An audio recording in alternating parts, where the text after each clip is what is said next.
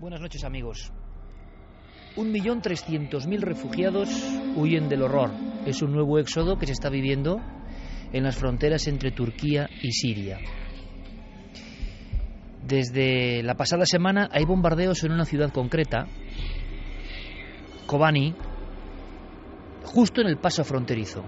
Ocurrió algo antes de ayer que tiene mucho quizá de simbólico, de imaginería, de terror, porque de todo eso vamos a hablar. Y es que los militantes del ISIS, ese nombre que todos hemos aprendido a la fuerza a raíz de observar las atrocidades que ocurren en esas batallas cruentas, en esos secuestros, en esas decapitaciones, los combatientes, como digo, o más bien los terroristas del ISIS, lo que han hecho ha sido capturar a un grupo de mujeres, decapitarlas y colocar sus cabezas mirando a un punto concreto hacia Turquía en lo alto de un humilde obelisco en una menos humilde plaza de ese lugar. Un lugar clave, Kobani. Ahí está la actualidad.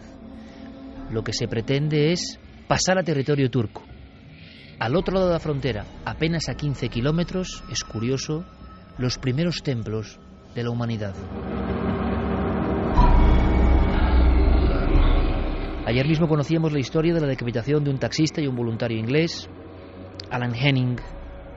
De nuevo el mundo sobrecogido, pero también extrañado de algunas cosas, de la aparente calma de estas personas con su traje naranja, que parece la última prenda ante la muerte, y toda la estudiada sincronicidad en el aspecto del vestuario, de las poses, de los ademanes, de estas figuras que parecen realmente fantasmas en mitad de la arena del desierto. Son figuras que empiezan a ser conocidas y que están utilizando las redes sociales para proclamar su batalla. Os lo han contado en las noticias, os lo han contado los informativos. ¿Qué podemos aportar nosotros a todo esto? Seguramente poner la lupa sobre el lugar. No es un lugar cualquiera. Donde está ocurriendo todo esto ahora mismo, y lo que estáis leyendo en los periódicos, lo que estáis viendo en las televisiones, esta especie de eterno nudo sangriento, este revolverse el horror y lo atroz en una misma zona desde hace milenios, no parece casual. Hay estudiosos, arqueólogos, investigadores, que hablan de que precisamente en las profecías, en los viejos estudios, en los hallazgos, se habla siempre de una puerta del mal, de que de esa zona del mundo creciente, fértil, donde surgieron tantas cosas, allí, precisamente allí, también surgirá algo que pondrá en jaque a nuestro mundo. Mesopotamia, o reino entre dos ríos, Tigris y Éufrates, símbolo para muchos de la vida, de la fertilidad. Allí nació la escritura, ni más ni menos. Allí nació la civilización, la vida en la urbe, la ciudad.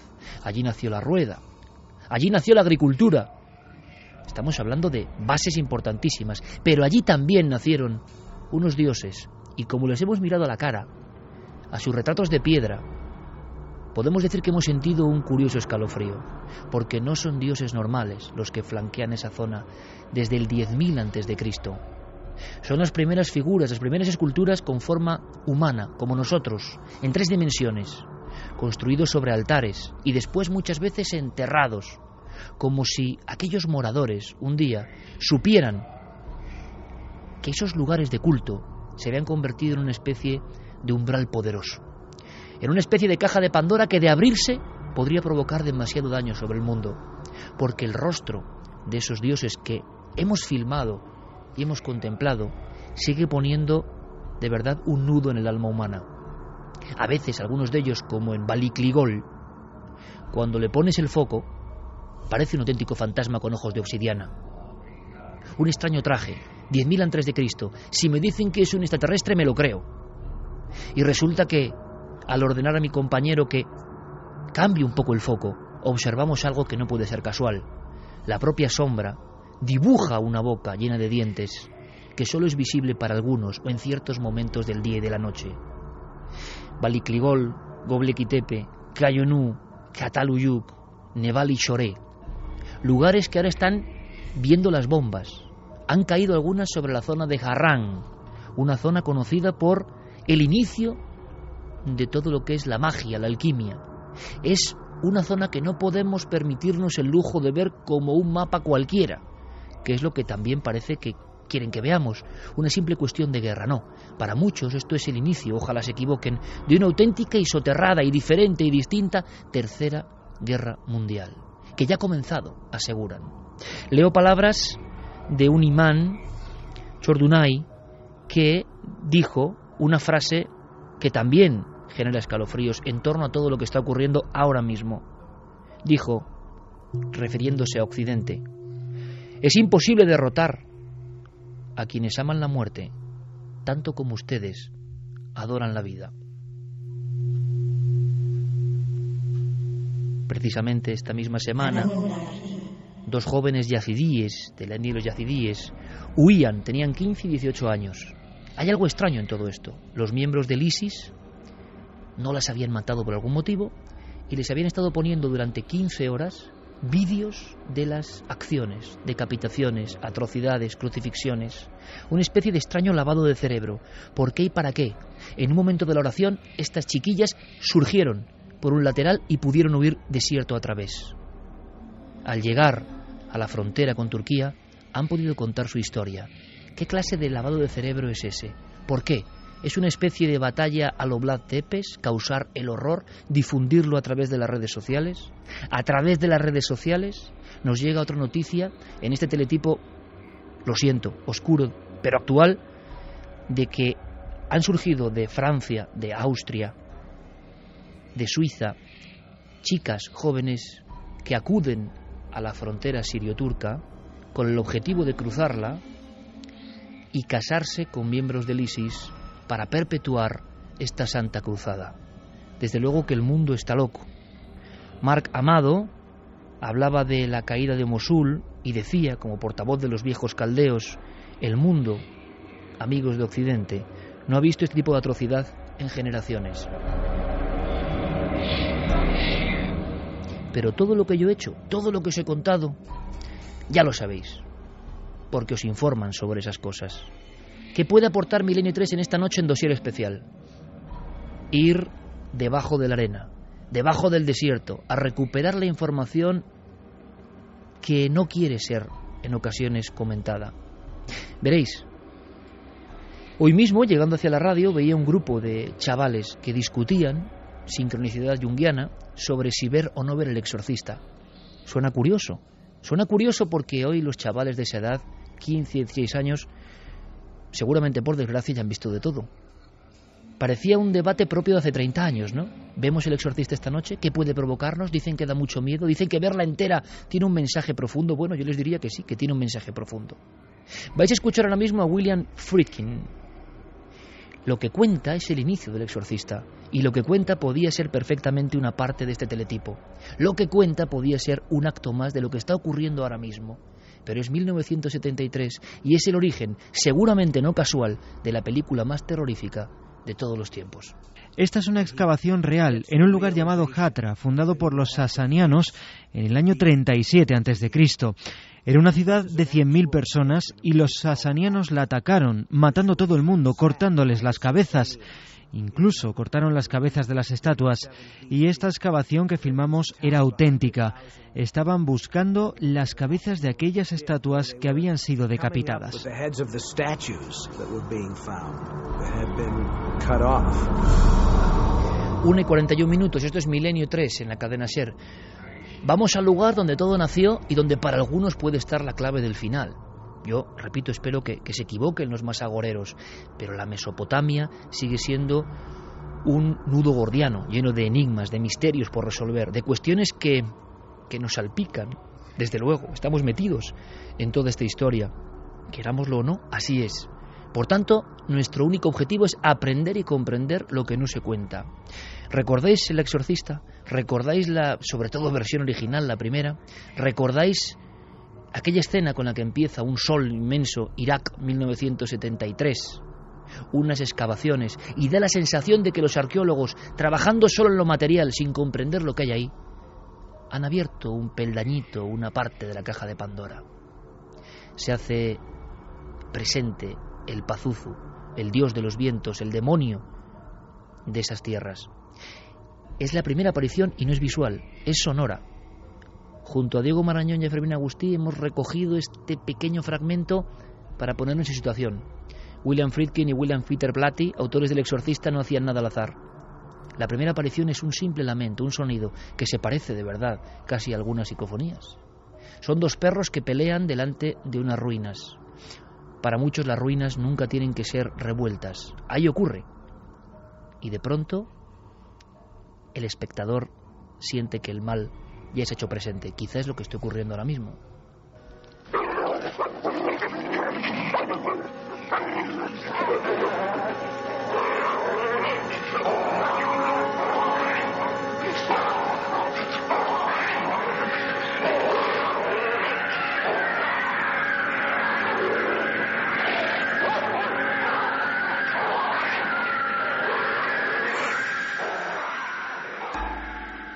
El alarido de Pazuzu y de otros muchos demonios que por qué surgen en ese lugar. ¿Qué tiene ese lugar que no acabamos de entender, pero que es vital en todas las Sagradas Escrituras y en todos los estudios antiguos? Vamos a intentar descubrirlo.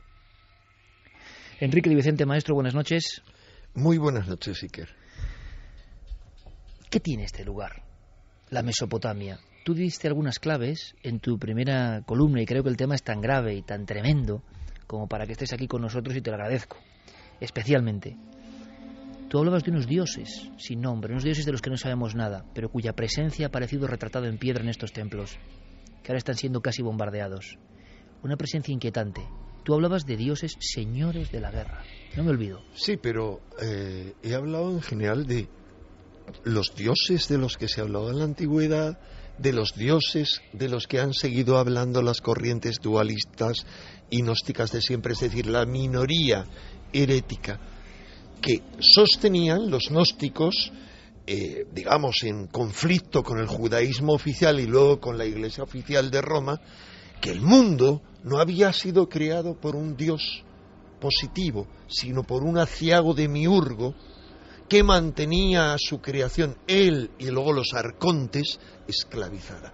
Cuando leemos los manuscritos de Nag Hammadi, los papiros de Nag Hammadi, es decir, los evangelios gnósticos, en algunos de ellos vemos las descripciones de esos arcontes que poseen la tierra y es escalofriante la comparación entre eso y lo que describen hoy muchos testigos como grises, como reptilianos. ¿Quiénes son los como arcontes? Cosas así. Enrique. Los arcontes, vamos a ver, en los gnósticos hablan de varios conceptos, pero básicamente el demiurgo. El demiurgo es el creador del mundo. Es decir, yéndonos a la máxima antigüedad, a Irak, y son textos recientes relativamente, aparece la primera figura de un gran demonio, que es el demiurgo. Se llama Kingu, es decir, tiene nombre en inglés, pero ya de Dios, al que Marduk, el padre de los dioses,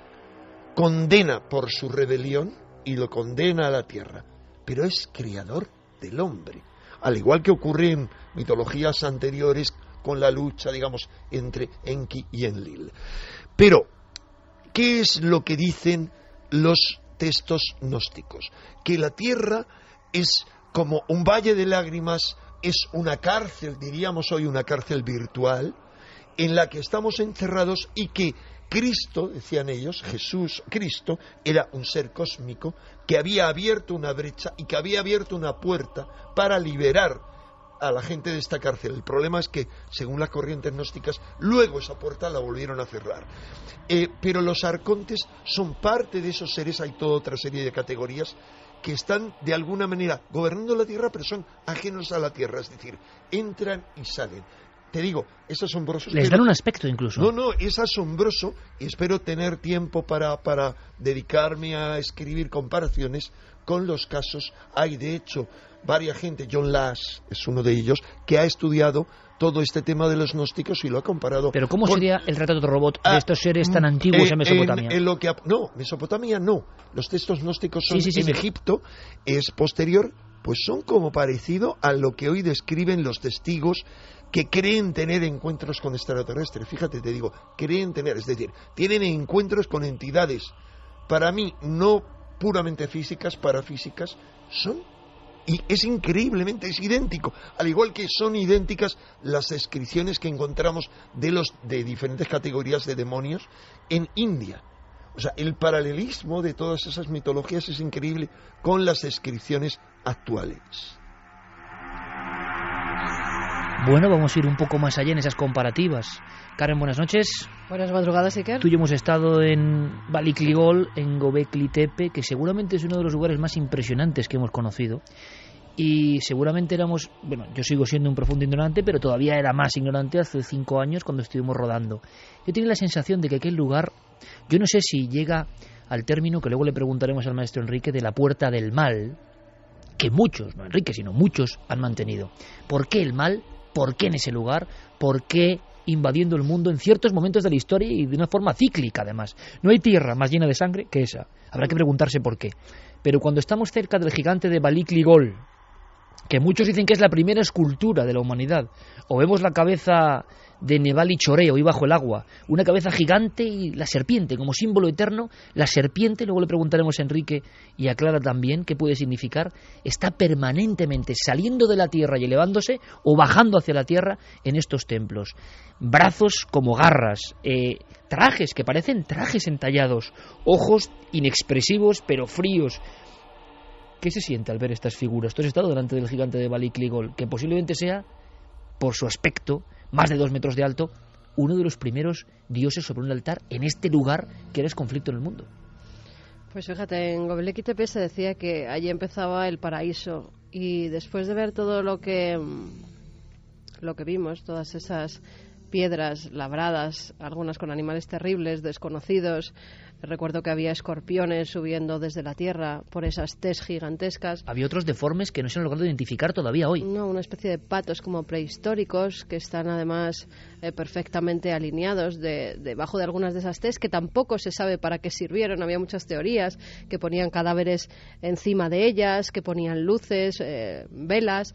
No se sabe, los arqueólogos no han sabido nunca identificar qué sentido tenían esas grandes tes. Y lo que sentías allí era que no era un sitio de peregrinación como puedes encontrarte en muchos de los templos, sino que era un edificio, un templo levantado contra algo maligno. Porque todos los seres que hay allí son seres como del inframundo. Esas serpientes que suben están en el demonio Pazuzu. El demonio Pazuzu en su sexo siempre tiene una serpiente. Esas representaciones son propias de lo demoníaco. Pero esto es 5.000 años antes. Claro, por eso te digo que es como el inicio del mal justamente en esa zona. Y además, ese templo, como bien sabéis, y los que hay alrededor, porque hay más templos alrededor, fueron cubiertos, fueron sellados, fueron tapados con la intención de ¿qué? De ocultar el mal. Fermín Agustí, al otro lado de nuestra nave, junto a Noel Calero en estas músicas diferentes, algunas un poco impactantes, pero que además tienen el componente, ciertas músicas que va a poner Noel esta noche, que están grabadas en tierra mesopotámica y impactan, sí, tienen un contenido psíquico fuerte. Pero yo creo que hay que saber, hay que aprender. Javier Pérez Campos, buenas noches, compañero. Hola, Iker, buenas noches. Santiago Camacho, buenas noches. Buenas noches, Iker. Clara Taoces, compañera, buenas Muy noches. buenas noches. Os diré algo más. Nació la agricultura, nació la escritura, nació la rueda, nació la civilización, la urbe, pero nació el primer relato de la historia. El primer relato de la historia nace aquí. También no deja de ser curioso. ¿Y qué nos cuenta ese relato? Esa primera historia narrativa de la humanidad.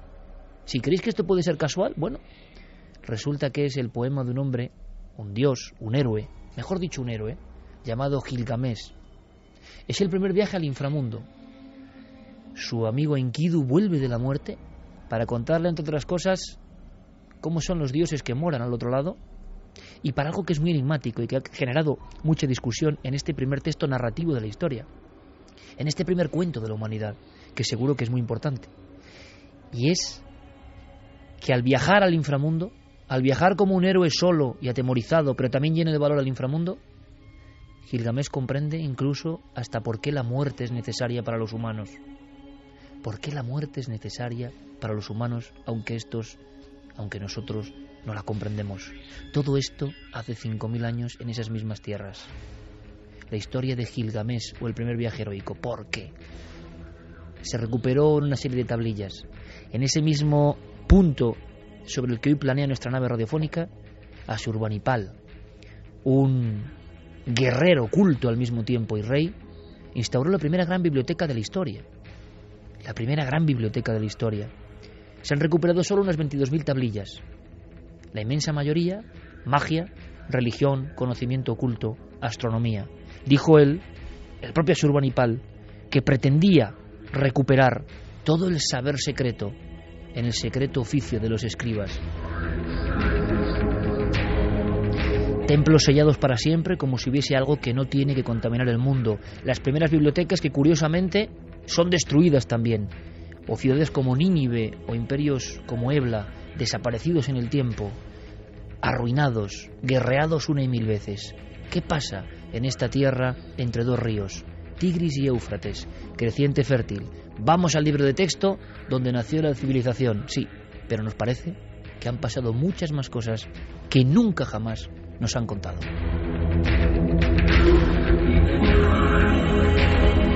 Y todo esto se podría mezclar, compañero Santiago. Bueno, antes, abrimos líneas de contacto, pero ya. Sí, vamos a abrir las líneas de contacto donde, por lo menos en Twitter, hay ya muchísimos mensajes opinando sobre un tema tan de actualidad, ¿no? Y sobre una zona que siempre ha estado tan en guerra, tan maldita. Vamos a abrir esas vías de contacto a través del correo electrónico milenio3con@cadenaser.com y en Twitter, en Facebook y en Google Plus nos tienen que buscar en Nave del Misterio. Navedelmisterio.com, con Guillermo León y Diego Marañón trabajando a tope. Y una cosa muy bonita, están haciendo un escaparate milenario con objetos de Juan y sobre todo con libros que os pueden interesar. Por ejemplo, Carmen hizo un libro impresionante, La Iglesia y sus demonios, donde ya aparecen estos demonios mesopotámicos, porque son los padres del resto de los demonios, mucho antes de Sagradas Escrituras, como con una vida propia. Bueno, pues siempre en navedelmisterio.com, Guillermo y Diego, con todo el equipo, todo el trabajo, un escaparate por si queréis saber más del tema que estamos tocando en Milenio 3 y en Cuarto Milenio. Santi, la conexión es lógica. Es difícil la balanza entre actualidad y pasado. ¿Qué dicen tus amigos, qué dicen, en el buen sentido, el mundo de la conspiración ahora mismo, en este día, de qué pasa con el asunto del ISIS, que viéndolo simplemente sobrecoge el alma? O sea, si uno es humano, tiene que sobrecogerse de repente con esta barbarie que pretende un califato, se incluye España, por cierto, pero donde hay una violencia, una atrocidad nunca vista. Pero ¿qué dicen los que desconfían de todo, Santi? Pues los que desconfían de todo se regodean en aquella máxima de que el hombre es el único animal capaz de tropezar dos veces en la misma piedra. ¿Y por qué es esto? Me explicaré.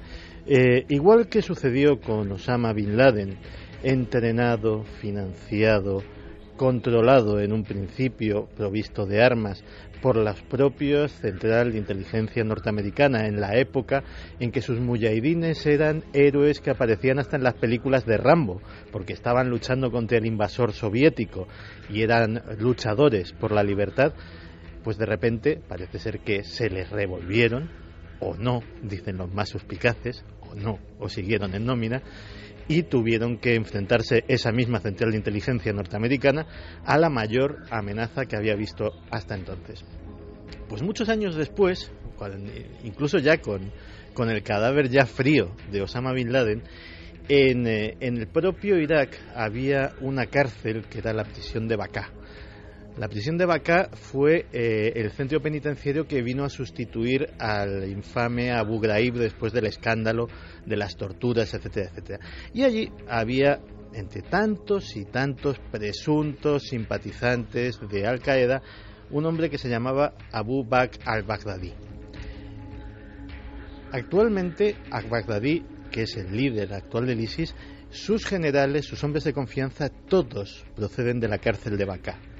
Era gente que había conocido, que había compartido penurias, que habían compartido celda incluso en la cárcel, y allí, digámoslo así, se conocieron. Cuando salieron de allí, ¿qué hicieron? Pues lógicamente ponerse en contacto con a través de gente que habían conocido en prisión, con Al-Qaeda en Irak.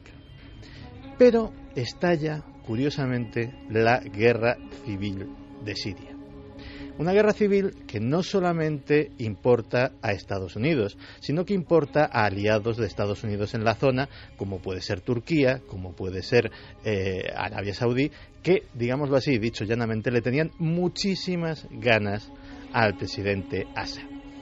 Pues bien, en el momento en el que surgen unos nuevos luchadores por la libertad, algunos venidos de Libia después de haber derrocado a Gaddafi, algunos procedentes incluso de Irak, otros genuinamente sirios, cuando surgen unos nuevos luchadores por la libertad, empiezan a surgir fondos, empiezan a surgir líneas de armamento, empiezan a surgir campos de entrenamiento clandestinos, exactamente igual que en la época de los muyahidines de Afganistán. Y exactamente igual que en la época de los muyahidines de Afganistán, después de lo que sucedió con Bin Laden, algo se tuerce. La persona a la que estabas alimentando de repente te muerde la mano y se vuelve a convertir en la mayor amenaza para los servicios de inteligencia estadounidenses. A Enrique le hemos escuchado muchas veces hablar de la Tercera Guerra Mundial, de los signos, señales de la Tercera Guerra Mundial, pero yo no le voy a preguntar eso porque quiero que sigamos combinando, ¿no?, en la coctelera de la radio el pasado y el presente, pero luego sí hablaremos. Santi, en tu opinión, ¿hay especialistas? Hubo una columna muy comentada, tremenda, de Arturo Pérez Reverte, que hablaba de que esta es ya la Tercera Guerra Mundial. No va a ser como antes, declarada. Esta es ya, y decía Pérez Reverte, y no nos hemos enterado, lo decía así, ¿no? Y ya está infiltrado en todo el mundo, y ya va a ser así, y es una guerra con otros componentes, mucho más profundos incluso. ¿Tú qué opinas de la situación actual? Porque el avance del ISIS ha llegado a la misma línea fronteriza que nosotros hemos filmado prácticamente de Turquía. El avance del ISIS ha llegado a la misma línea fronteriza de Turquía, pero incluso autoridades fronterizas de los Estados Unidos, que hasta hace 2 o 3 semanas estaban negando la posibilidad de que se haya permeado la frontera entre México y Estados Unidos y que hayan penetrado terroristas, se hablaba de un pacto o de un negocio con los propios narcos mexicanos, pues empiezan a decir que están circulando informes de inteligencia entre las fuerzas fronterizas con nombres, con fotografías, con toda serie de datos, diciendo que ya hay gente afín al ISIS que se ha podido infiltrar en los propios Estados Unidos. Pues bien, ¿qué opino de lo de la Tercera Guerra Mundial? Pues es muy sencillo. Hemos visto cómo el logro de desestabilizar un país como fue Siria trae estas consecuencias. Pero es que hubo lo mismo en Libia, ha pasado prácticamente lo mismo en Ucrania y hay quien sospecha que incluso esté sucediendo ahora mismo en Hong Kong. Es decir, no solamente es una guerra de Occidente, del Occidente racional o del Occidente cristiano o del Occidente desarrollado contra el fanatismo musulmán. Es una guerra de muchísimos frentes que está generando muchísimas consecuencias. Es una guerra en la que Rusia está buscando recuperar su papel como contrapeso de la unipotencia actual que son los Estados Unidos, en la que China está reclamando su territorio también y su zona de influencia, y en la que en medio de todo eso no se sabe si como peón de alguien o como actor de primer orden ha surgido el ISIS, que recordemos que ahora mismo controla un territorio mayor que el del Reino Unido, un territorio habitado por 8 millones de personas, la inmensa mayoría de las cuales son auténticos rehenes. 8 millones de personas que tienen que bregar todos los días con la presencia en las calles de la Hizbá. La Hizbá es un cruce entre la Gestapo y la Santa Inquisición, que se nutre de delatores, se nutre de denuncias anónimas y que puede pegar una patada en la puerta a tu casa y detenerte por tener una botellita de licor. Luego hablaremos, Santi, en la vuelta al presente, ahora vamos al pasado, de si hay algún plan que se nos escapa en esta atrocidad filmada y enviada por las redes sociales a todo el mundo. El control de las redes sociales para causar pavor mundial. Si hay algo más, si se hace por algo. ¿Me permitirías añadir una cosa a lo que ha comentado Santi? Mira esta fotografía. El señor que aparece en esta fotografía, ¿sí?, en Siria, es John McCain. Es el senador de Estados Unidos que se enfrentó en las penúltimas elecciones como rival de Obama. Bien, el señor que aparece a su derecha es un señor que tenía otro nombre y que se rebautizó como Abu Bakr al-Baghdadi, el califa del Gran Emirato, es decir, está fotografiado al lado de John McCain, porque John McCain viajó a Siria para apoyar a los que estaban luchando contra su enemigo común. Al igual que viajó a Egipto el 2 de febrero de 2011, cuando se estaba gestando el principio de toda la revolución para planificar la primavera árabe.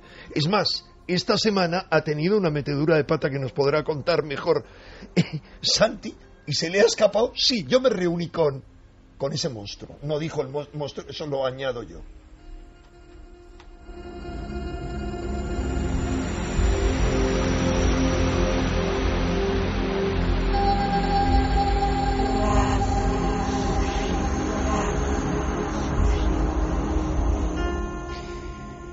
La puerta del mal, Enrique. Vamos vagando del pasado al presente, del presente al pasado y intentando sacar la ecuación del futuro, que es lo que interesa a muchísimos oyentes, evidentemente. Hay cosas que son un poco increíbles, ahí están los documentos.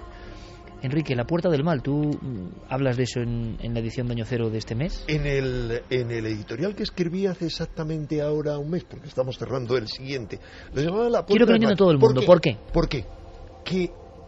¿De dónde viene el nombre Babilonia? Es Babilú, la puerta de los dioses.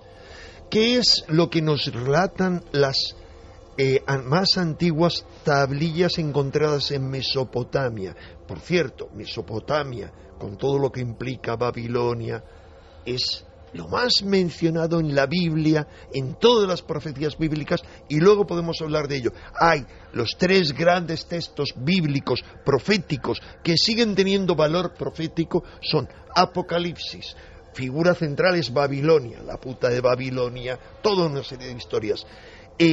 Ezequiel habla, y luego podemos ver lo que dice Ezequiel de cómo se dirige un ejército de 100 millones de hombres que vienen del oriente y atraviesan el Éufrates y el Tigris, camino a dónde? Camino a la batalla del Armagedón, que es la batalla que se libra al norte de Israel en el Valle de Megido.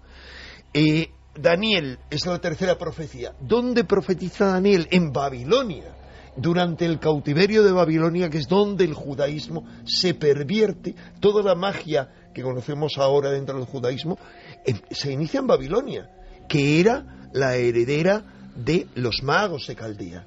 Es decir, la magia, el gran centro de la magia antiquísimo era ahí. Y las tablillas se refieren a civilizaciones muy anteriores a la que conocemos, a Sumer, probablemente decenas o cientos de miles de años anteriores de ese descenso de los dioses. Pero Enrique, precisamente, yo estoy recordando ahora mismo, y te agradezco un montón que seas tan gráfico, porque ahora también hay que pensar en el impacto que estas palabras, es que Babilonia y esta tierra que estamos recorriendo aparece en todas esas profecías. No solo eso, Lucifer. Ahora me lo comentas, ¿por qué? Porque yo recuerdo perfectamente el día en que Carmen me mostró unas fotos que eran de esos templos de Turquía, de la Turquía, que algunos piensan que es el Kurdistán y que está pegado a Siria y quiere bombardeos, y yo era tan impresionante lo que se veía que pensé que eran fraude. Luego pudimos filmarlos.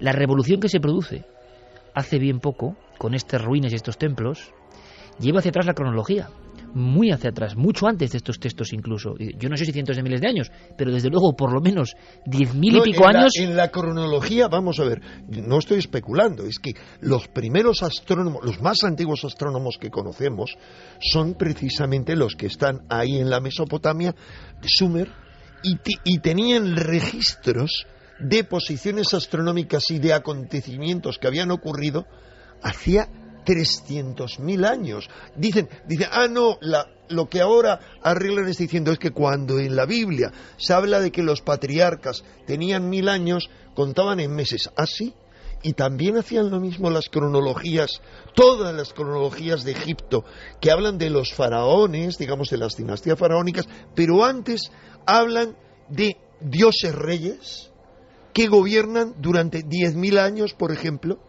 o 1000 años.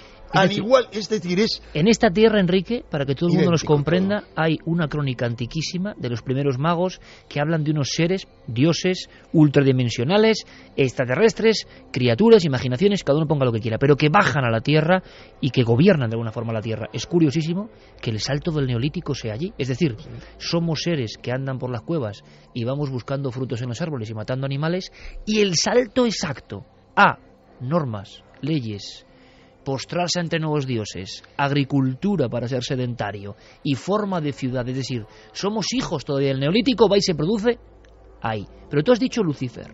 Sí. Te leo un texto, la traducción que podríamos hacer más primitiva de la Biblia. En la Biblia solo aparece Lucifer. La palabra Lucifer es una mala traducción que se hace en la Vulgata, es decir, en la traducción de la Biblia de los antiguos textos hebreos al latín. Y la versión original dice, refiriéndose a un rey de Babilonia, dice Yahvé, su rival, Yahvé: ¿cómo has caído del cielo, astro rutilante, hijo de la aurora, y has sido arrojado a la tierra, tú que vencías a las naciones?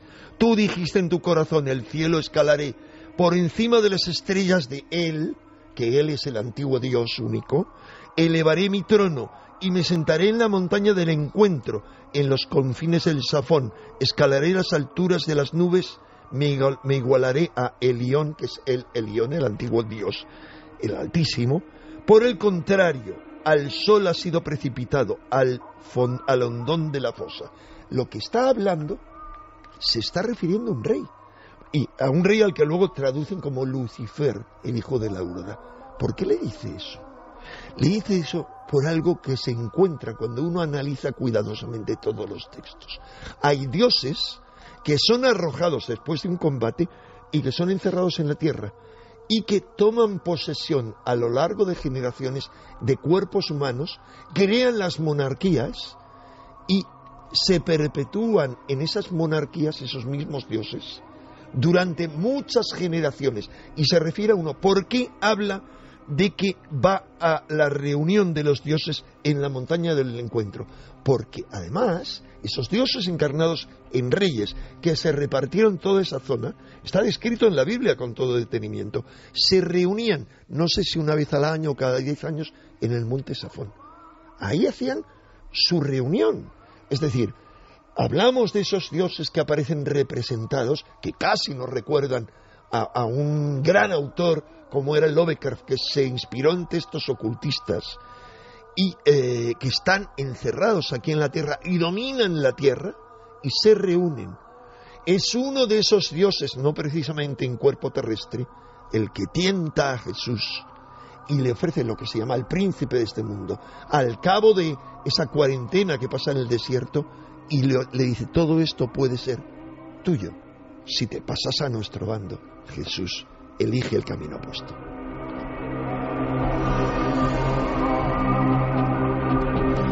Hierve en las redes sociales con una circunstancia que es la eterna batalla entre el bien, el mal y esa puerta concreta en la Mesopotamia que ha irradiado la historia del mundo. Y tenemos que aprender, tenemos que comprender, tenemos que ir más allá de lo que nos cuentan a nivel informativo, que es muy interesante. Hablando de esas figuras, de esa transformación entre lo que está más allá y se manifiesta corpóreamente y se muestra como emisario de los seres humanos, tenemos un ejemplo clave, absolutamente. La película más terrorífica de todos los tiempos no lo es porque sí. Y da igual lo que digan quienes piensen de presupuestos, de actores. No. Cuando se tocan ciertas cosas, algo se convierte en mito. Es diferente a los demás. Friedkin y Peter Blatty eligen la ciudad de Hatra, la ciudad de los decapitados, donde las cabezas humanas y las cabezas de piedra hicieron un mosaico que imagino terrible, ¿no? Y ahí surge el poder del Pazuzu, que viene al mundo a enfrentarse al padre Merrin. Bueno, de Pazuzu quedan por saber algunas cosas, porque se ha convertido casi en símbolo, sí, pero tiene mucho más. Lo que contaba Enrique, parece una recreación casi de un Lucifer mucho más antiguo que baja a la tierra y que tiene una serie de significados que podemos aprender esta noche.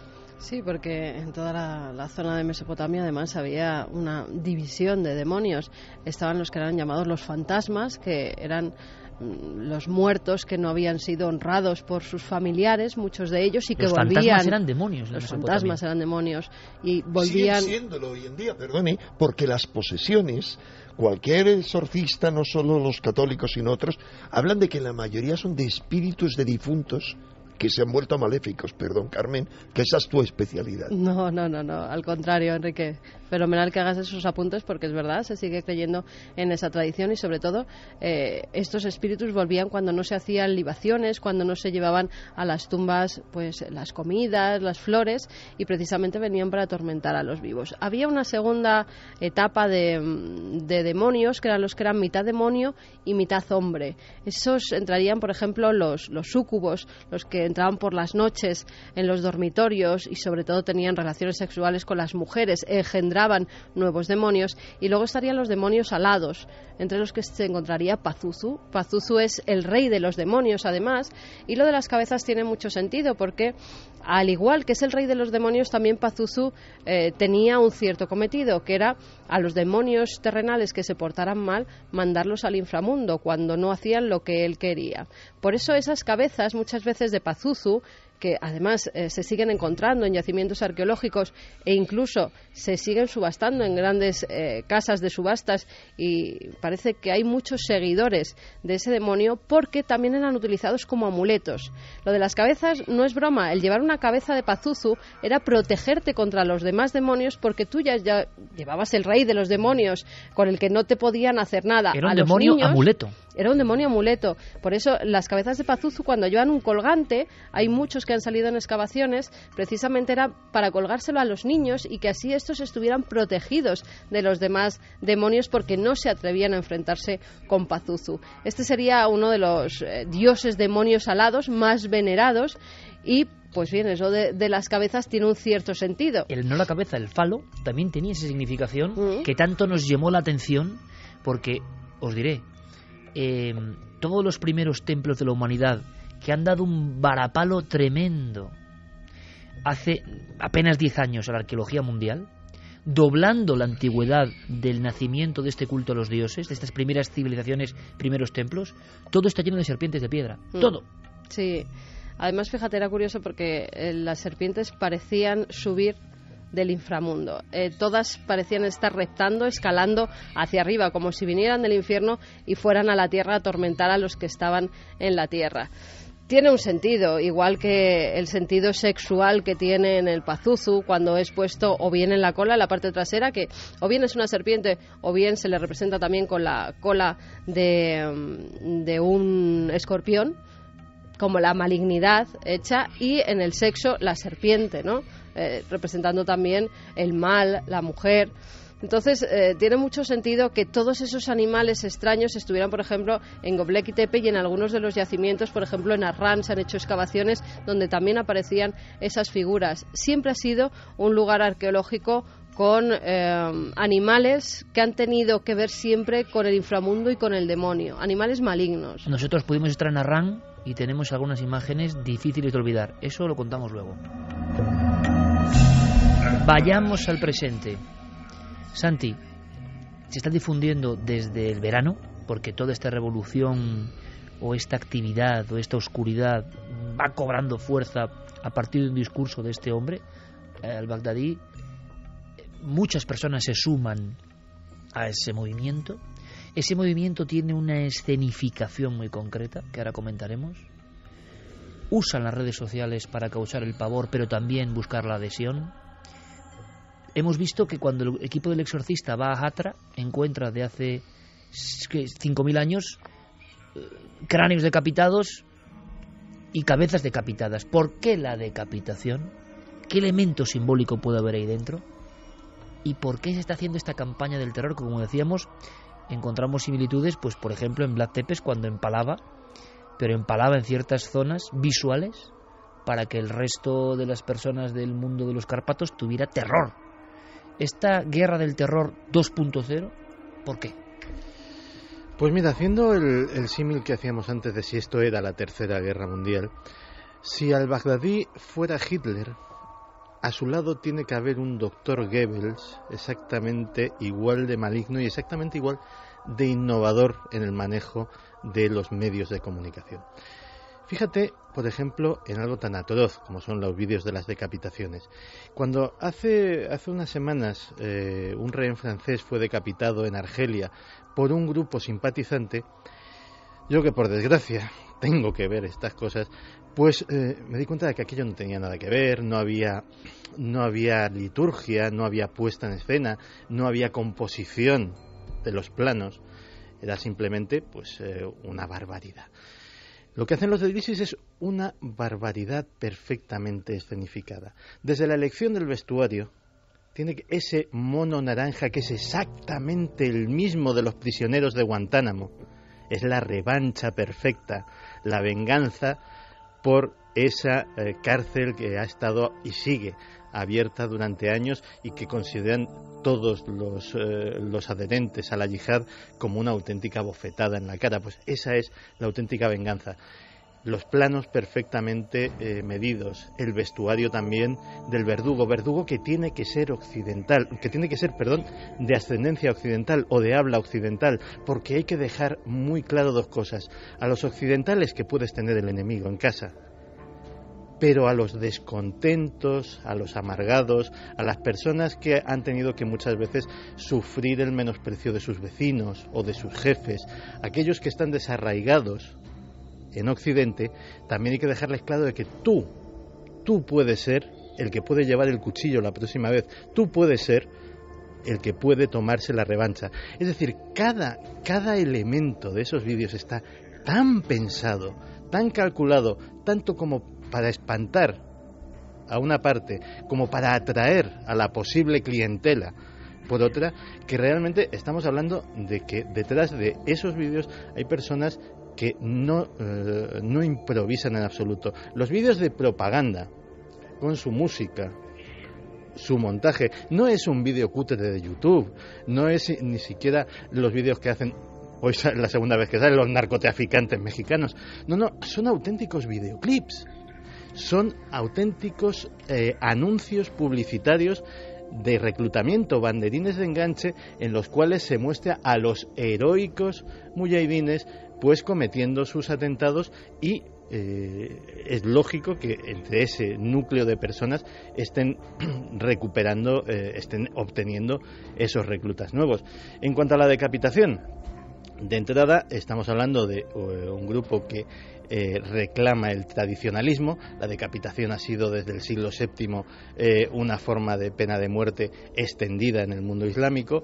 Por otra parte, hay interpretaciones, igual que existen interpretaciones de la Biblia por parte de sectas extremistas cristianas que desvirtúan completamente el significado de los evangelios, por ejemplo, pues ellos se basan también en interpretaciones de determinados pasajes del Corán, en los cuales vendrían a decir que hay que decapitar al infiel. Es una interpretación muy libre y muy suya, no quiere decir que el Corán diga esto. Es que no lo dice. Hablaba Santi de extracción de frases concretas de Sagradas Escrituras. Bien, Enrique, yo creo que esto es importante. Hablando de las profecías que antes anunciabas, hay muchas profecías, y esto puede interesar a nuestra audiencia, que se refieren precisamente a este territorio que ahora está siendo la polémica. Pero precisamente, milimétricamente. Precisamente, mira, sabes que he traído aquí una bolsa cargada de libros. Tengo una buena biblioteca, me deshice de parte, pero una amplia biblioteca de está profecías. La de Asurbanipal y luego la tuya. En fin, por poner un poco de ligereza a un tema tan tremendo, ¿no? Pero lo interesante, he tenido la oportunidad de conocer a los dos más famosos intérpretes en Nostradamus modernos. Uno de ellos, un tipo genial, es Jean-Charles de Fondbrun, murió ya, tuve mucha amistad con él, fui su agente de prensa en España, y el otro era Daniel Ruzo, un hombre mítico, también lo conocí con más de 90 años en México. Pero lo interesante es que cuando ves los libros de esta gente, de repente, en el año 80, señalan en Nostradamus que es tan tremendamente difícil de interpretar, entre otras cosas, porque él utiliza nada más y nada menos que casi 30 tipos de lenguaje que forma parte del lenguaje de los pájaros. Es decir, hace falta conocer esos mecanismos para poderlo traducir. Todo es críptico, todo está cifrado. Sí, está cifrado, pero no hay duda, repiten una y otra vez, que los países a los que se refiere Nostradamus donde comienza todo uno de los follones, porque habla de muchos, es Irak y Siria. Y si quieres, te leo alguna de esas profecías, no de cualquier libro, no, de un artículo mío, publicado en el número 3 de Año Cero, en el año 90, es decir, cuando hubo la invasión de Kuwait, nada más invadirse Kuwait, en el mes de septiembre, un mes después, como yo oí que venía un follón, recogí algunas de esas profecías. Y dice, por ejemplo, alguna de las cosas. Dice, entrará villano. Cuidado, yo me refería a aquella época, pero es que cuadra más con esto. Podría cuadrar con cualquier otra época. Entrará villano, perverso, infame, tiranizando la Mesopotamia, es decir, Irak. Todos amigos hechos de adulterina dama. Tierra horrible, negro de fisonomía. Bueno, es complejo, hay que ver cada cosa de esas que analiza, pero yo decía claramente que se estaba refiriendo a un cínico individuo que tiranizará Irak. Cínico al máximo, porque este individuo, primero es de un pasado muy oscuro, y luego pervierte el Islam. Es decir, allá donde Mahoma se arruinó liberando esclavos, estos esclavizan a la gente. Allá donde Mahoma y pidió a sus seguidores que respetaran a los cristianos y a los judíos, porque eran seguidores de un Dios único y de un profeta como él, estos crucifican, no solo a ellos, sino a los que ellos consideran tafkires, herejes, o sea, a los chiíes y a otros muchos.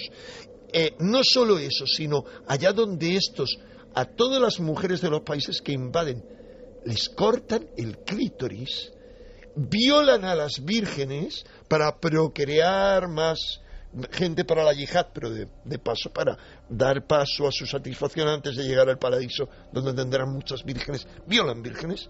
Mahoma tenía un respeto absoluto por las mujeres desde su propia mujer, su hija.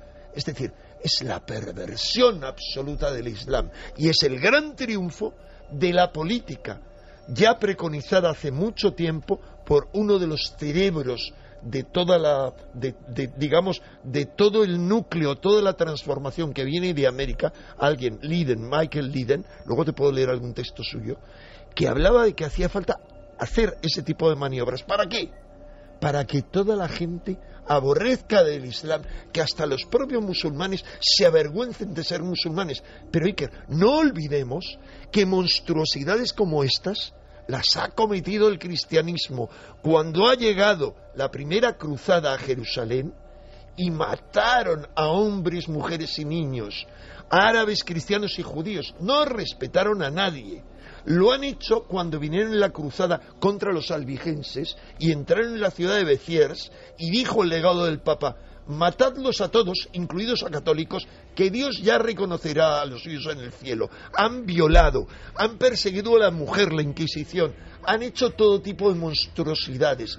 Esto es histórico, no lo olvidemos. Pero en cuanto al islamismo, esta gente se manifiesta como el Dejjal, el anticristo, que según muchas tradiciones árabes nacerá precisamente en Irak.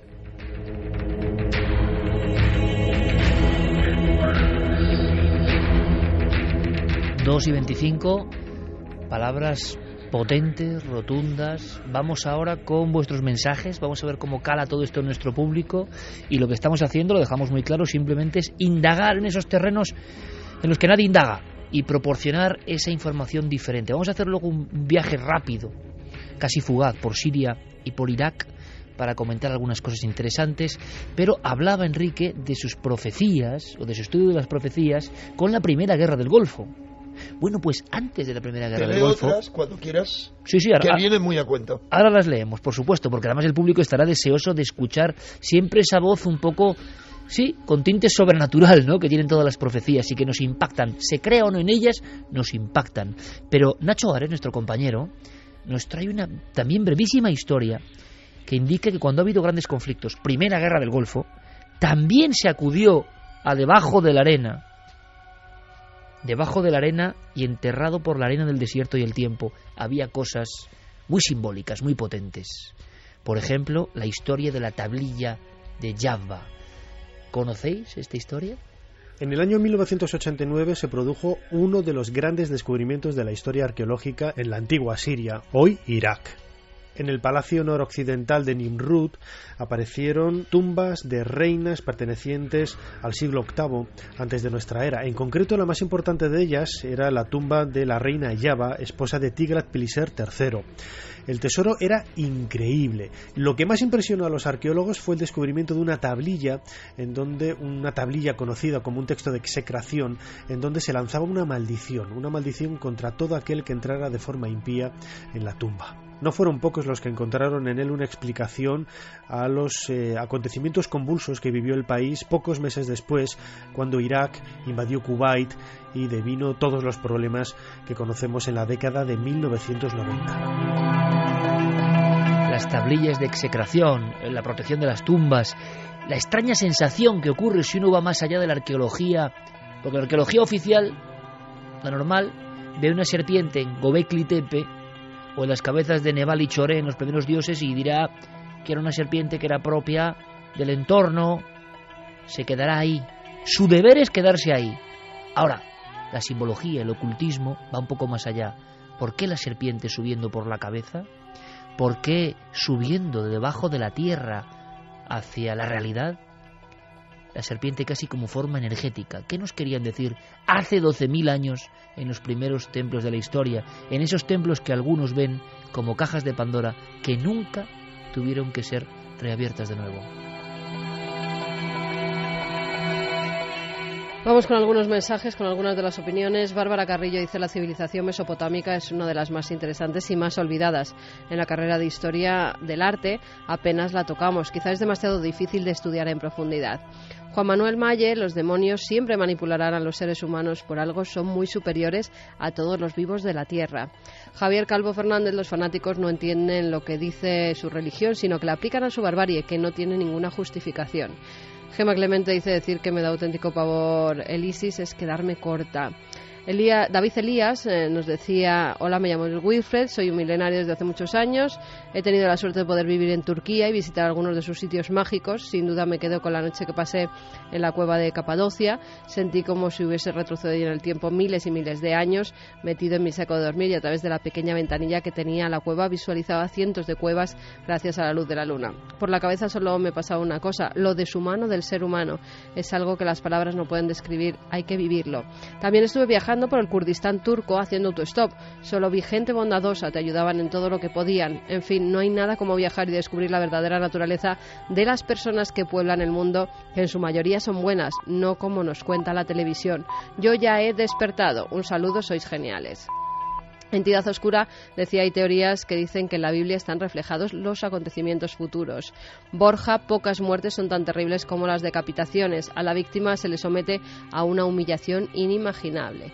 Alejandro de la Peña: individuos cuerdos e instruidos, saben de comunicación, de marketing, no son locos ignorantes, es peligrosísimo.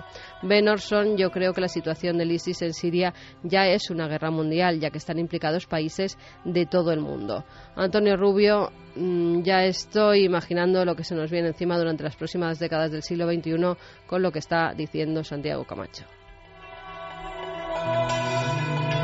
Decía ese amigo oyente que él ya había despertado, ¿no? Pero desde luego esto parece un sueño de tinieblas en ocasiones, no sabemos dónde está la luz, tiene que haberla, pero la situación es delicadísima. Vamos a ir con profecías de la Biblia, pero antes, rápidamente, Javi, has hablado con un especialista de los pocos en España que ha estado en los últimos 30 años trabajando, recuperando arqueología como comisionado en estos lugares.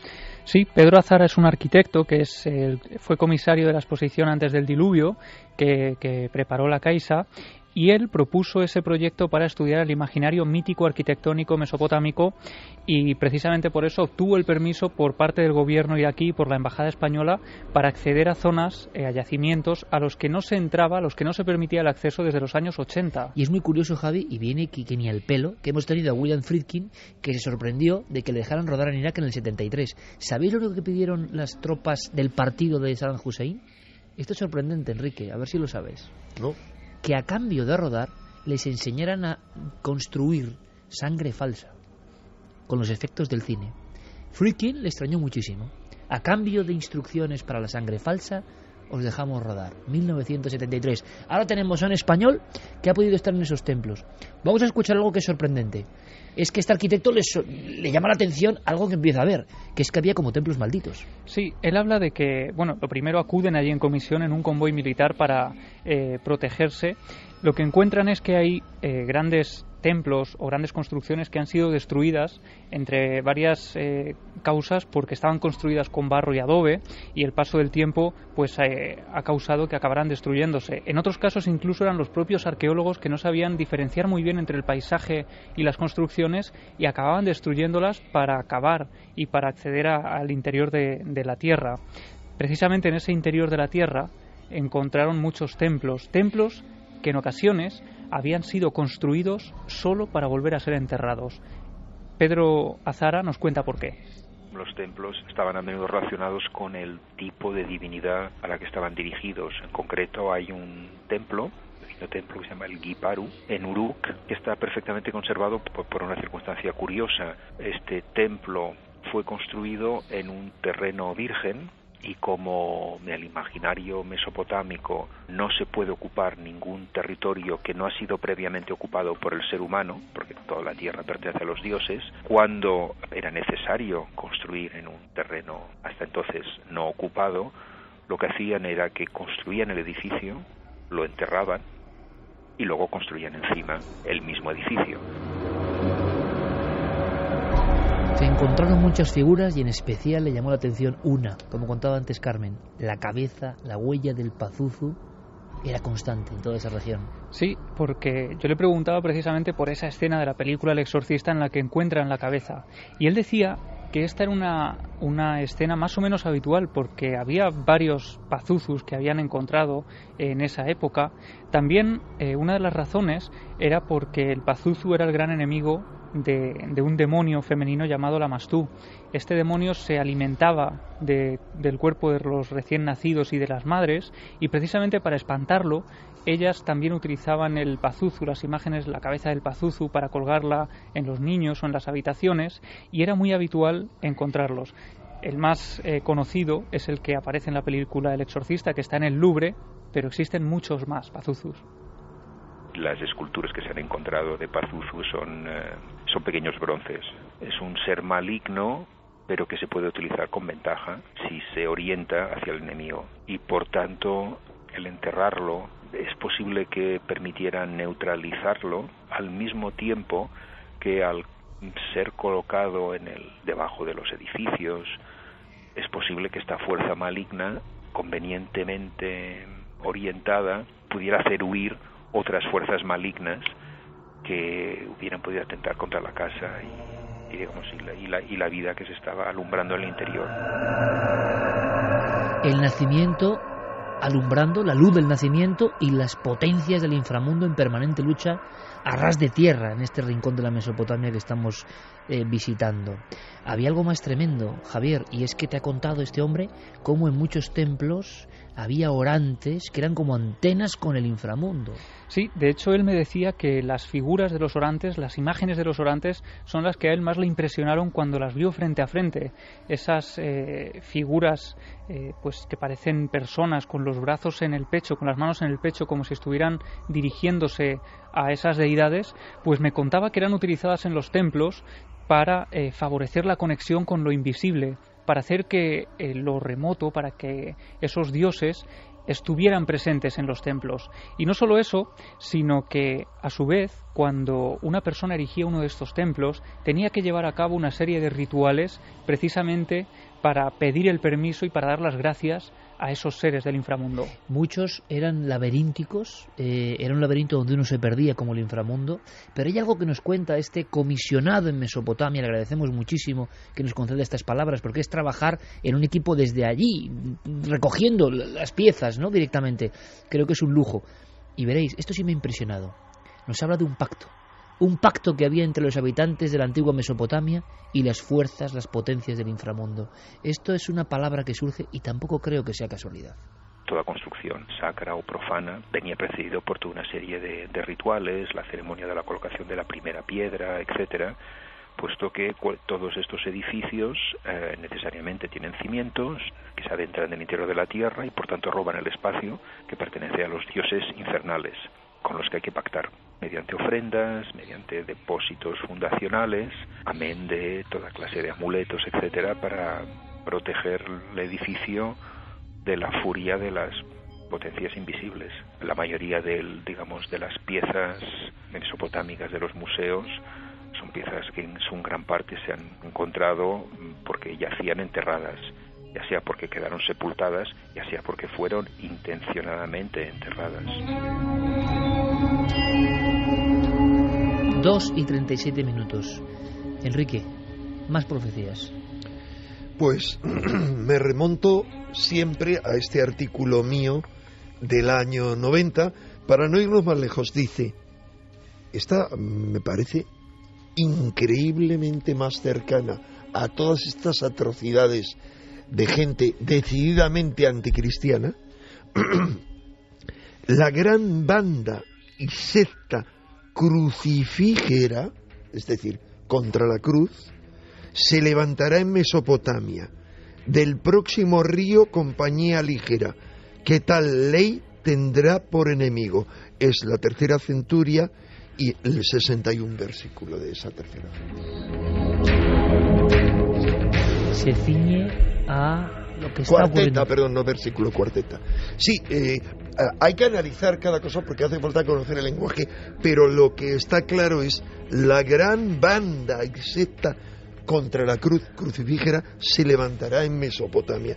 Pero hay lo dice muchas, clarísimo, siempre en esta zona del planeta. Con toda claridad, cuidado, con toda la oscuridad que tiene Nostradamus, sí, que clarísimo. no hay manera más que de interpretar a posteriori. Pero yo te recitaría una veintena de cuartetas de centurias de Nostradamus en las que se describen acontecimientos históricos indiscutibles, como cuando habla de Hitler o cuando habla de la guerra civil española, que dice, si quieres te pongo el ejemplo, de Castelfranco viendront, te lo digo en el francés original, de Castelfranco, así dice, viendront ceux de Rivière, es decir, del castillo, o Castilla, Franco, vendrán los de Rivera, o sea, Franco, Castilla, Rivera, todo. Pero que no es sencillo, Falange, está claro. Está clarísimo que desenvolver el entuerto de Nostradamus no es muy sencillo, pero viene en Mesopotamia. Pero es que él no tiene millones de cuartetas de esas, no, que es muy simple, que es que hay 10 centurias con 100 cada, o sea, son menos de 1000 predicciones las que hay. Repite, sí. Otra. Uno de los dioses de Aníbal infernales, Aníbal en principio era, digamos, la actual Libia, pero no solo eso, sino que todo su territorio se extendía mucho más. Hará renacer terror de los humanos, nunca mayor horror pudieron decir los diarios, journals, dice, cuando no existían los periódicos, que sucedió, vendrá por Babel a los romanos, es decir, a los cristianos. Se repite una y otra vez, Babel, Babilonia, Mesopotamia.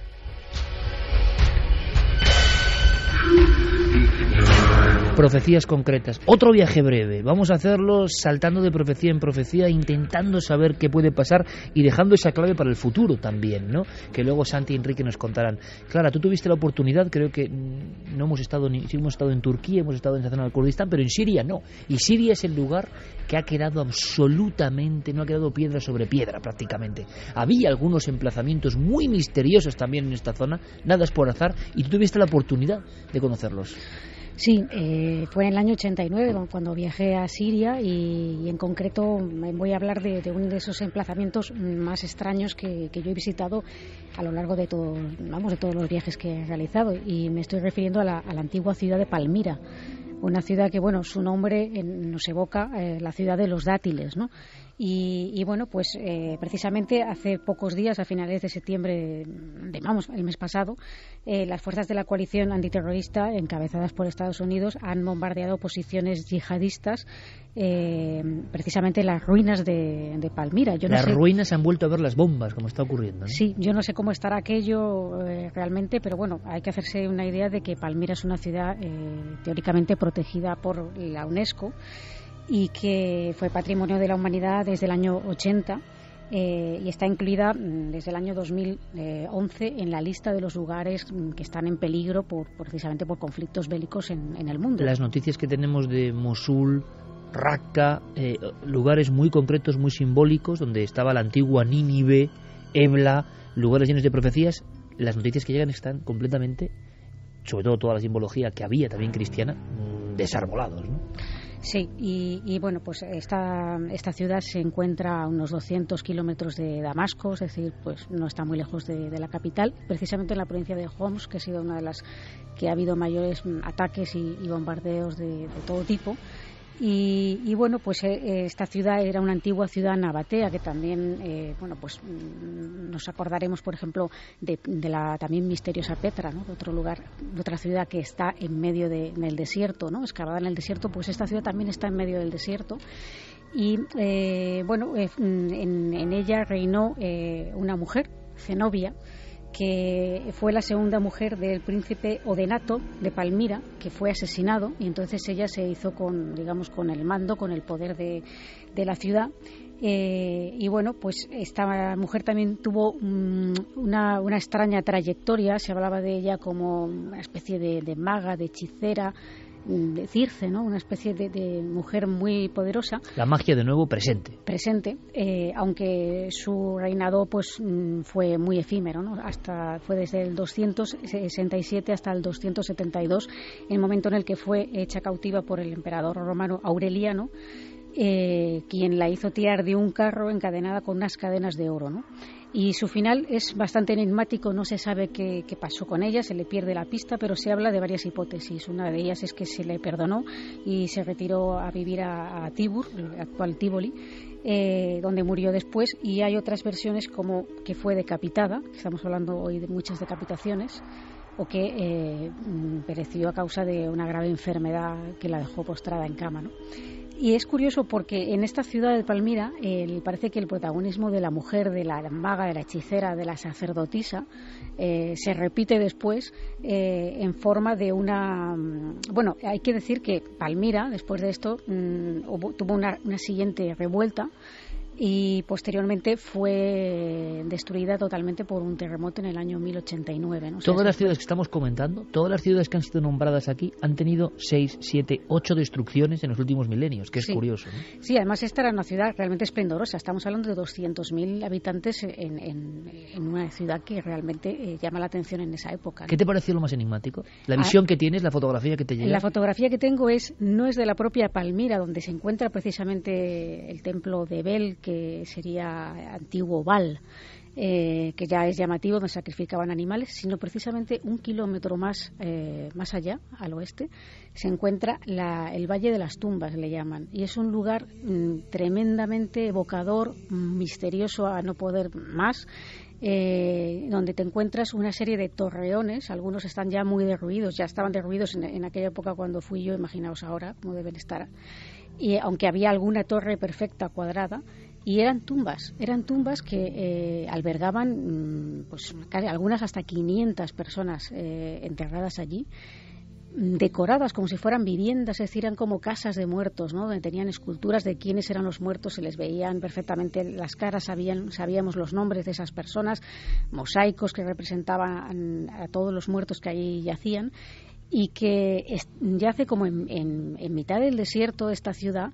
Y es tremendo, eso es un lugar que te notas como si estuvieras en otro planeta, ¿no? Bueno, pues ese planeta, según las últimas noticias que nos llevan de algunos compañeros de servicios informativos, está pasándolo muy mal porque hay una destrucción masiva, podemos decir, utilizando la palabra, de toda esa región en concreto. Pero hay algo más, antes de escuchar más profecías y de poner una clave hacia el futuro, que puede ser lo importante, unas recomendaciones o unas profecías, pero propias, nuestras, ¿no? Sobre todo tanto de Santiago como de Enrique, que son los que están más metidos en esta historia, en este dossier. Pero si hablamos de una mujer, hay unos relieves muy antiguos, antiquísimos, seguramente a nivel de mujer mágica, de los más remotos que existen, Unos hablaban de la diosa Ishtar, otros de Lilith, transformaciones a lo largo del tiempo. Y esa mujer sacerdotisa, con toques también un poco oscuros en ocasiones, u oscurecidos, y que surge en alguno de los hallazgos arqueológicos más importantes de todos los tiempos. Hay que saber algo más, porque es, yo creo que la consagración de esa mujer, que para algunos era demoníaca, para otros divina. Sí, bueno, es considerada la reina de la noche, de la oscuridad, de las sombras. Te referías a ese relieve que se conserva en el British Museum, el relieve Burney, conocido de 1800 a 1750 a.C., muy antiguo, donde se ve a una mujer que está coronada, tiene las alas hacia abajo, tiene garras como de un águila, está posada encima del lomo de 2 leones y a sus lados tiene 2 búhos, que también significan mucho. Esta mujer era una de las diosas que hacía el mal, uno de los demonios femeninos. La verdad es que se la confunde con varios ídolos. Por ejemplo, se dice que podía ser Ishtar, como bien decías, que era la diosa del amor, pero también de la guerra, de la fertilidad, de la sexualidad, la que trataba cruelmente a sus amantes, la que acababa con ellos. También puede ser Ereshkigal, que era la diosa del inframundo, que en la mitología precisamente mesopotámica. O como decíamos, Lilith, la criatura maligna, que era portadora de la enfermedad, del mal. Es curioso porque Nínive, otra de las ciudades que ha sido, o provincias devastadas en esta batalla de ahora mismo, llena de profecías también sobre esa ciudad maldita Nínive, la patrona, entre comillas, de Nínive, desde el siglo XXIII a.C., ¿cómo suena esto, no? Desde el siglo XXIII a.C. era esta figura, esta diosa, esta deidad extraña, ¿no? Fíjate, estoy viendo ahora las noticias en torno a pues algunas de las ruinas que han destruido, y la de Atra, donde se rodó la película del exorcista, ha sido una de ellas. Han decapitado figuras que quedaban.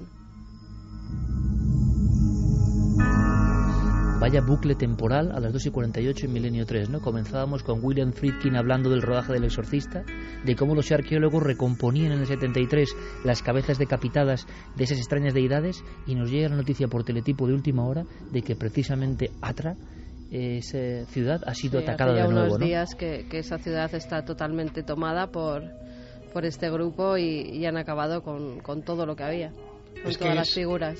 Es que me permito añadir y que ese grupo tal vez sea nada más que el tentáculo más poderoso de esa hidra con muchos tentáculos, de esa hidra que ha entrado por la puerta del mal y cuyo objetivo es destruir todas las cunas de la civilización.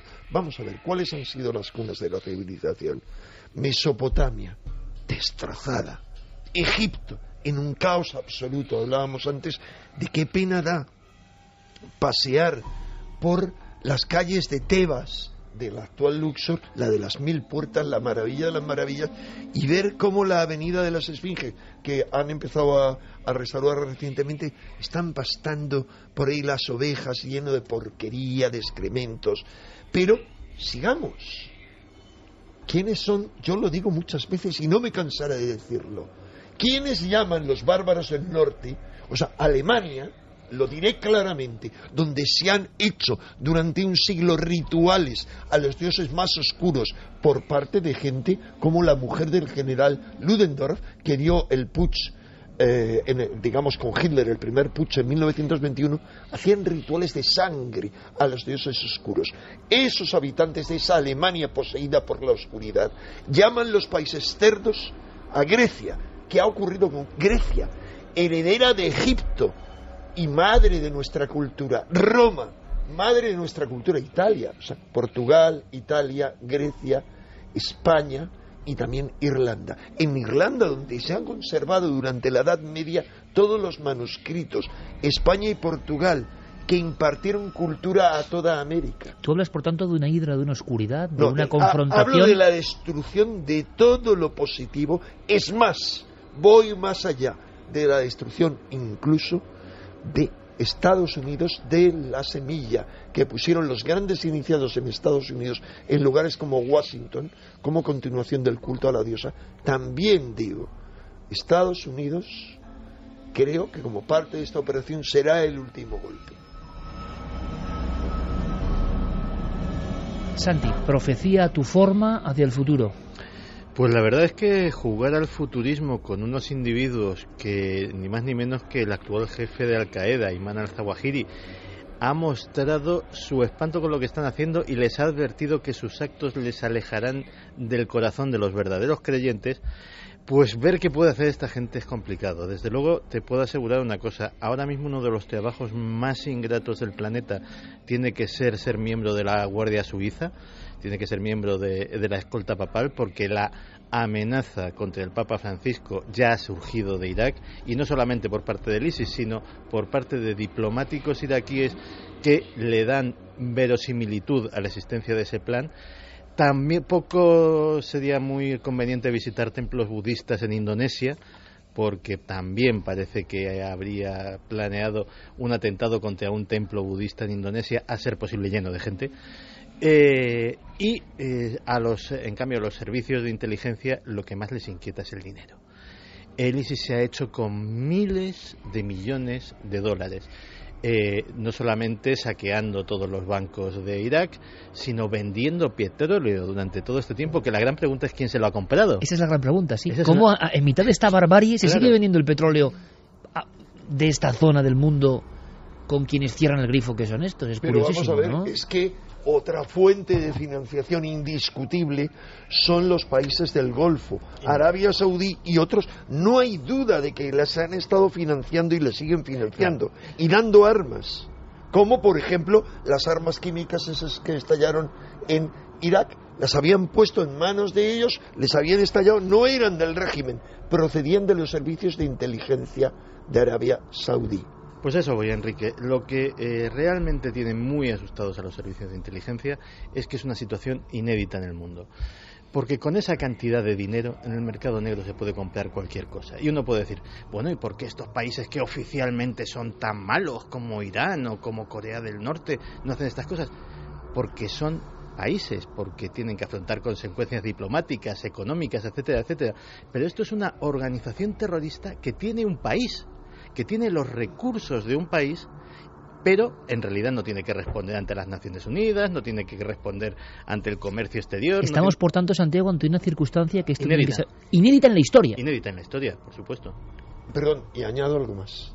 Otra amenaza que han hecho claramente tanto ISIS como Boko Haram, que son sus aliados, que hacen lo mismo, que raptan y violan a niñas, a cientos de niñas, es que van a introducir el ébola en Occidente. Esa es una amenaza que cuadra con muchas profecías, como la que más cuadra, la que se refiere al Papa. Han dicho claramente que llegarán a Roma, pero que antes matarán al Papa. Curioso. Puedo revelar públicamente algo. Alguien, un ex jesuita que ha tenido altos cargos en este país, su familia, directamente me comunicaron, hay una relación, es una familia muy respetable. No puedo revelar la fuente, pero la fuente es jesuita del más alto nivel, y estaban autorizados a que yo dijera esto, no la fuente. El Papa tiene su vida altamente amenazada desde hace mucho tiempo, pero no por ellos, por otra hidra del mal, por la mafia, al extremo de que Tarcisio Bertoni le ha ofrecido irse a su palacio en lugar de permanecer ahí. Es decir, este Papa, que es el último o el penúltimo Papa, está discutido, de las profecías de San Malaquías, se ve amenazado. Y en esas mismas profecías de Nostradamus, en las que se habla de esa invasión musulmana, se habla del Papa. Si quieres te puedo leer algunas si hay tiempo.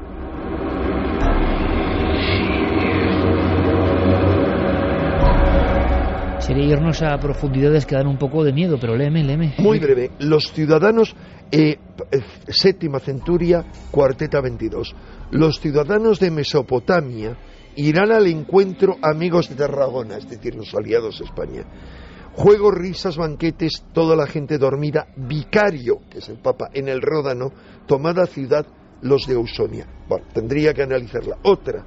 Dice claramente, Saturno y Marte en Leo, España cautiva, porque según esas profecías entra en España. Pero cuidado, hay una forma de entrar, distinta a la que pensamos una invasión. No, una quinta columna.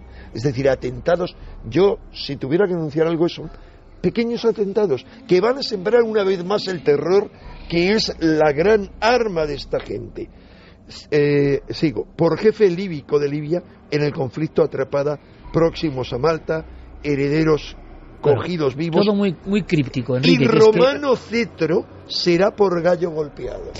Claro, pero dentro del lenguaje de Nostradamus, que sinceramente lo entienden 4, ¿no? Pero no, ahí está. Haría falta dedicar un programa pero solo lo que a está claro Nostradamus. es que Mesopotamia aparece permanentemente en esta especie de bucle. ¿Queréis añadir algo, Santi, lo que comentaba Enrique? Simplemente yo no sé, claro, cómo damos un poquito de esperanza ante esta situación tan complicada que quizá gran parte de la audiencia no sepa lo complicada que es. Lo ¿no? que iba a decir es tan tremendo que me lo callo.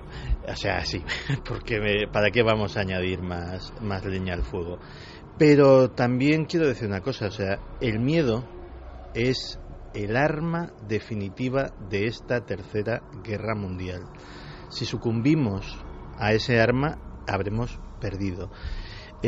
Precisamente ahora que no hay ningún gran atentado que nos duela el corazón en los últimos tiempos, no ha pasado nada, en Estados Unidos, que tuvieron el 11S, la estadística dice que es mucho más fácil morir de un accidente doméstico que por un atentado terrorista, y sin embargo tenemos un miedo atroz a un atentado terrorista y no a que se nos caiga un mueble encima.